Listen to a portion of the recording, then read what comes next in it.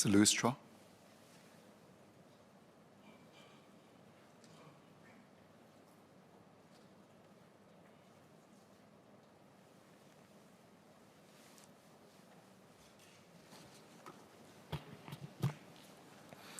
Mr. Speaker, it is disappointing that the government has decided to push through the GST hike as set out in Clause 4 of the bill, where the GST will be raised to 8% for 2023 and 9% for 2024 onwards.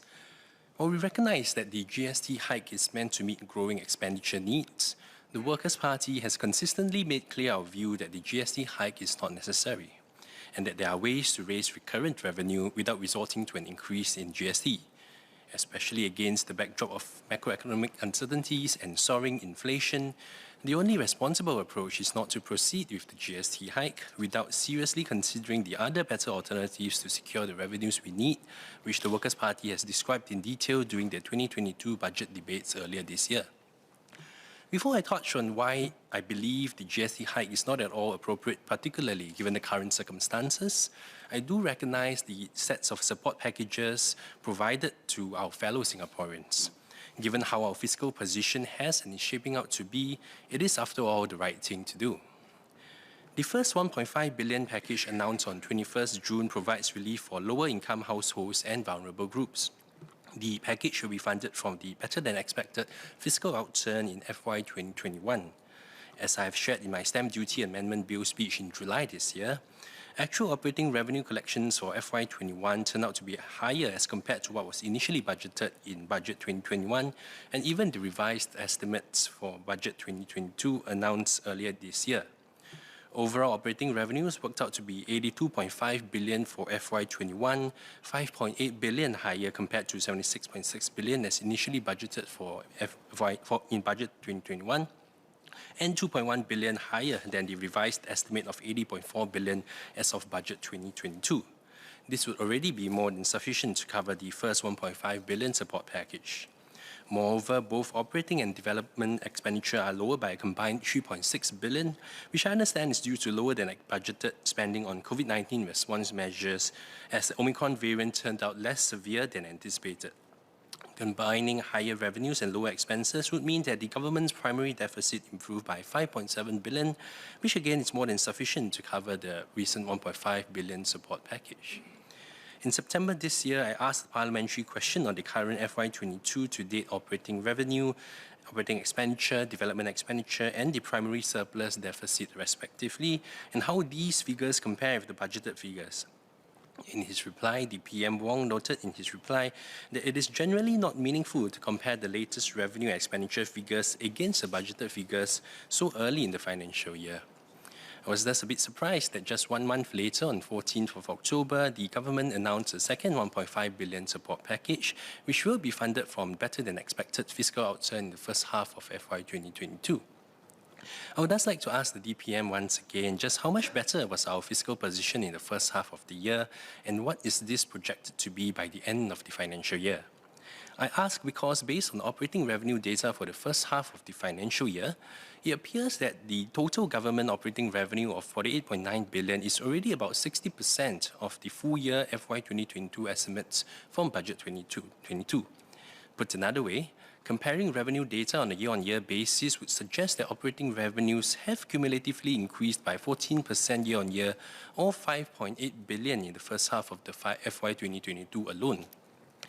This would compare favourably to the projected increase of 1.4 billion for the full year, and even if we include the additional 1.5 billion package from October, there appears to be sufficient budgetary slack for the rest of the financial year.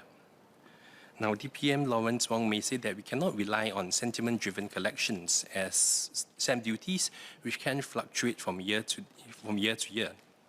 However, the increase in revenues were driven by tax revenues led by corporate income tax at 3.5 billion, GST at around 900 million, and personal income taxes at around 700 million. Is it not fair for us to ask, is there really a need to push through the GST hike so urgently, especially when the effects of inflation have also partially contributed to the almost 1 billion year-on-year increase in GST collections in just the first half of the year alone?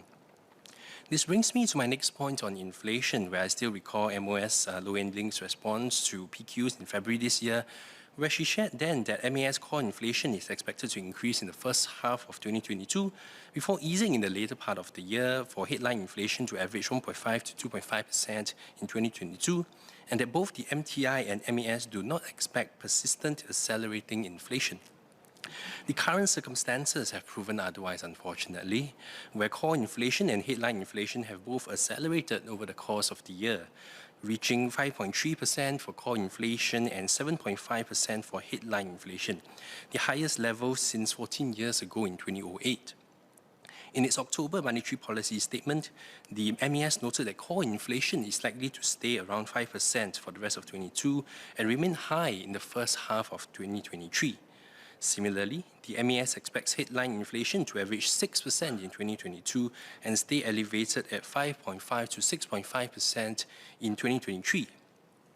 I fully agree with the MAS that there are upside risks to this inflation forecast, including second-round effects associated with a prolonged period of high inflation, which the DPM also warned that it is unlikely that we return to a period of low inflation during his press conference last month. Do we really want to fan the flames of inflation and contribute an additional unnecessary 1 percentage point increase in the cost of living? Are we contributing to inflationary pressures? I am not much of a football person, but when your team is 5-0 down, does it make sense to respond by scoring an own goal? Now, if you consider the effects of the household support package, public transport vouchers, and the 2 cost of living packages in June and October, these arguably one-off assistance packages can cover just over half of the increase in cost of living for middle-income households on average this year. The key words I want to highlight is this year.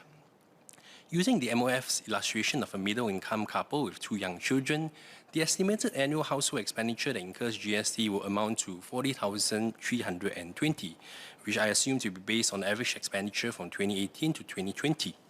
Even if we incorporate only the 6% headline inflation across both 2022 and 2023, household expenditures will increase by about $2,500 a year over those 2 years, whereas the 2 sets of cost of living packages in June and October will only result in an $800 increase in benefits across the household utilities credit, cost of living special payments, and additional CDC vouchers that this household will qualify for.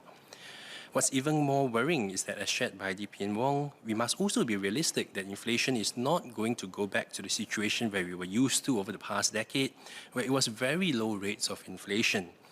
Even if inflation eases eventually, prices are not going to come down and will continue to increase, exacerbating cost of living pressures for our fellow Singaporean households. My next point is then simply that assurance packages are temporary while a GST hike is forever.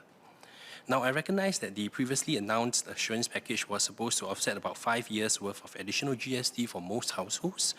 And back to the case of a middle-income couple with 2 young children, as illustrated by the MOF, the total assurance package over 5 years amounts to 3,850 compared to the estimated annual household expenditure of 40,320. With the effects of inflation coming in hard, this 5 years' worth of offset is looking to be increasingly diminished. So I do recognize the $1.4 billion top-up to the assurance package, which DPM has just announced. The blunting of the near-term impact from the GST hike from the assurance package is a welcome salve for low to middle-income households. But as we look forward into the horizon and take into context the very challenging road ahead, given the persistent inflationary environment, will low to middle-income households then be on the hook for the higher GST rates after the benefits of the assurance package wears off, even after the topped-up assurance package? Again, do we really want the successive GST hikes to be the straw that breaks the camel's back for our fellow Singaporeans who are already struggling with the cost of living?